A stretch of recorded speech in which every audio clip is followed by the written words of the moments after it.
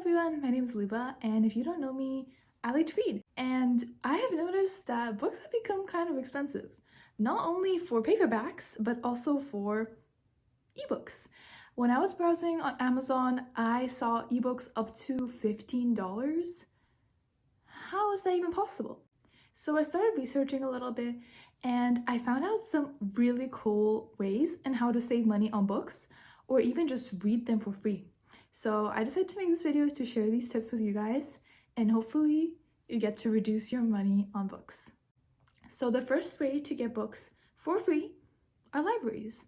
Libraries are pretty much everywhere, and you just go in and sign up and you can take books. But some people don't particularly like physical books, they prefer ebooks, and also some people just don't like the act of going to a library, especially if it is quite far away from you.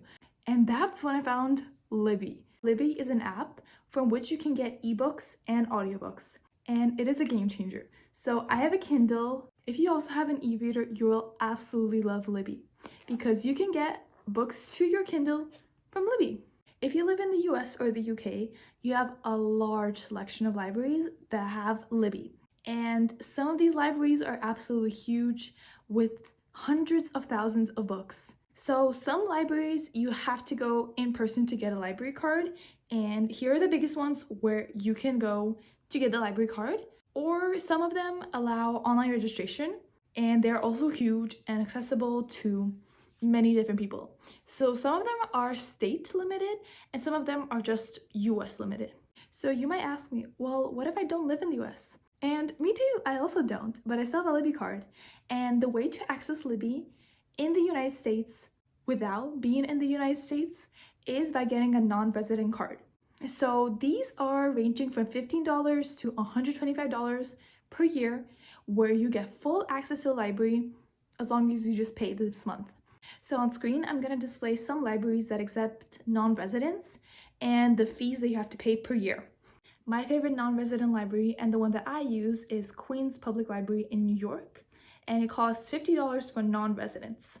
However, there are two major cons to Libby that you might dislike. So the first con is that you can't keep the book. If you get an ebook on Amazon, you can have it on your Kindle forever. However, with Libby, there's only about 2 weeks or so. But this is really cost saving, and as someone who doesn't reread books that often, I don't feel that I have a necessity to have the book on my Kindle forever. And if I really want to reread it, I can buy it. The second con is that there are wait times for a lot of the books on Libby, and this can range from just a couple of days to months. The library requires a certain number of digital copies of the book, and this way there's only a couple copies of each book, sometimes only one copy per book for all of the people who want it. But there's a huge selection of books that are available right away and you don't have to wait for them. So I still think it's worth it. Another way to get audiobooks is an app called Hoopla, which is a little bit similar to Libby, and you also have to use a library card. But in the case of Hoopla, there's usually less wait times, but there's also usually a smaller selection for books. And unfortunately, it doesn't offer ebooks, but only audiobooks, but hopefully it still helps you.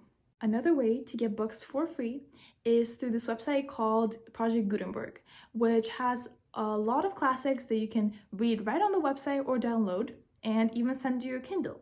Something that isn't very well known is that if there's been more than 70 years that went by after the author passed away, then you can get their book for free. If you're a classics enthusiast, then this should be a really good thing for you. Another great website for borrowing books or sometimes even downloading them is archive.org, and it has an incredibly large selection of texts. The last way to get books for free is to write reviews for books. So there are some websites you can visit, such as these, which will provide you a book or an ebook in order for you to leave an honest review for the book.